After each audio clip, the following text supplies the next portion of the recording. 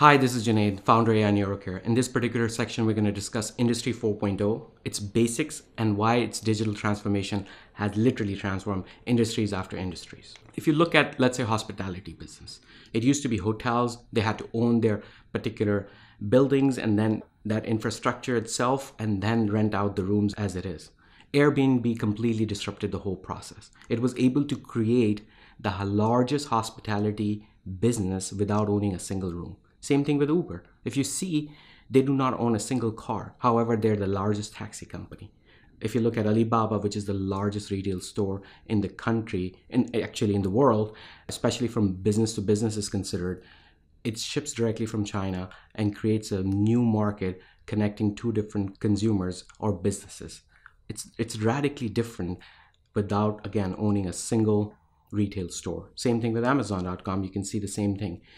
And then lastly, Facebook, which is the largest, technically a media company, does not own a single piece of content. This radical sharing economy, this radical digital transformation has changed the way we have inherently doing business for the longest time.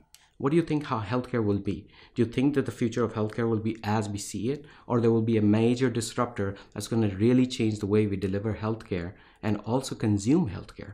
Because as patients, we are actually demanding more and more services faster and more digitally enhanced. Now let's define what's Industry 4.0.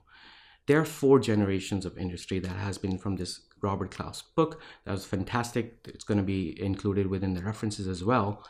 It is a confluence of different technologies that enables a transformation, that enables new core technologies. The phase 1 or the stage 1 of Industry 1.0 was the invention of steam engine. It generated new economic activity by really increasing the productivity of, let's say, the weavers. So the amount of cotton that can be turned into clothes was significantly changed by that particular invention, which was the steam engine. And then we moved towards the assembly line production system, in which was invented by Ford. In that, what happened was that we were able to increase the productivity and production of any economic value and improve the particular output significantly by creating an assembly line process. The third and the fourth, in which we are transitioning from, the underpinnings were mainly the internet, computers, and increased communication, etc. And then eventually we're moving to Internet of Things, where everything is connected to the internet and we are interacting in a cyber physical system. We are really seeing healthcare IoT as well blossoming right now, where blood pressure monitoring, continuous glucose monitoring is now possible, connected to the internet, and physicians are able to respond to it more faster. This is no longer the future. This is actually a future in the making. The underpinning, of course, is at the end of the day finance and economics. And what we're seeing is that the economic value that it has driven consistently and constantly. And we're seeing that the first industrial revolution increased the efficiencies, then the second, and then the third, and now we're creating a new increased efficiency paradigm that will create even further, at a global level, massive economic gains. And again, at the end of it is what we consider convergence. Convergence of different disruptive technologies that are working together to improve efficiencies and creating economic value. And at the heart of it is, at the end of the day, artificial intelligence, because everything else is collecting more and more data, and you need to churn that data constantly in real time. This comes from Peter Daniels' book that he talks about the D's of Industry 4.0. I mean, the first and foremost is digitized. We talked about it. I mean, everything is getting digitized. Nobody's actually booking airline tickets via phone calls or even, Airbnb. Whatever you're doing is actually digitalized, and it's harder and harder for older folks to actually compete with them. And the reason behind it is that by definition, this increases efficiency. You do no longer need that many call centers. You no longer need so many people helping out with a simple basic process that can be automated. So digitization leads to automation. Demonetization, these are in both ways. Number one is clearly that the capital requirements have gone down. The capital is cheap itself. That's number one. And number two, by itself, because of the disruptive technologies, the actual value of things are actually down. I mean, if you look at TVs, computer screens, etc., the real value, the cost of things are completely going down. And we're going to talk about it in the next slide is more. Dematerialization means that anywhere in the world, globally, wherever that material can be sourced, is sourced because of the communication and possibilities of getting source material from one place to another is faster and easier And therefore, the materials that were needed are now cheaper and available much faster, which leads to a decentralized process, right? I mean, iPhone is made in 20 countries. My particular video production right now is done my virtual assistant is sitting in India. My graphic designer is in Philippines. My editor is in Pakistan. Literally, the whole process is decentralized, and this particular production is coming from 4 countries right now. So this decentralization enables people to get work around the world, and for people like me, busy professionals, to be able to do this. So decentralization is another key underpinnings of Industry 4.0.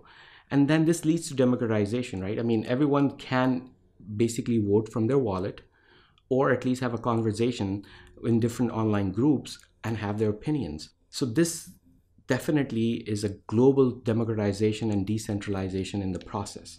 And finally, this is important. This is so disruptive. What I mean by that is that nobody really thought that Airbnb is going to take off like that. I mean, literally, it replaced, from a value perspective, the most important hospitality company, period. Same thing with digital cameras right now, right? If you look at Kodak was stuck in manual photography for the longest time. And the digital photography creeped up and just completely replaced the whole industry. It is so disruptive in its potential, and it's very deceptive. You don't even think about it, that this is going to be such a huge change, and suddenly the change is upon you. As taken from Peter Daniels' book, Future is Faster Than You Think. Again, all this will be in the notes as well. Talking about decreasing cost. I mean, there's a significant cost decrease overall moving forward. Number one is computation. Processing powers has increased significantly, and the cost of processes have gone down. Storage, both hard drives and solid state drives, including cloud storage, is constantly going down as well. Bandwidth. I mean, I used to pay a significant amount of a crappy internet service. Now it's amazing to see such greater services for such low price. Gene sequences, it used to cost up to $1 billion, and now that complete human genome sequences is about less than 2,000, and people are predicting that we will be able to get to less than 200. And as I said, the cost of capital is going down as well, because the capital can move so fast. It can move from countries to continents, and therefore, if you have a great idea, you can get it crowdsourced, or you can get it, a good bank loan from anywhere in the world. So therefore, the cost of capital is also going down. Again, be sure to check academy.AINeuroCare for the resources, links to all the references as well. And I will continue to update this with more and more data, even though if it's not recorded. Important findings that I continue to read will be included in those chapters. Grateful for your time. If you save a life, it is as if you saved the life of mankind. Please make sure you like, comment, share, and subscribe to my YouTube channel and my newsletter. If you want to get in touch with me, the best way is to go through Twitter or via LinkedIn. Also, make sure you follow the Academy website for regular updates. Thank you so much.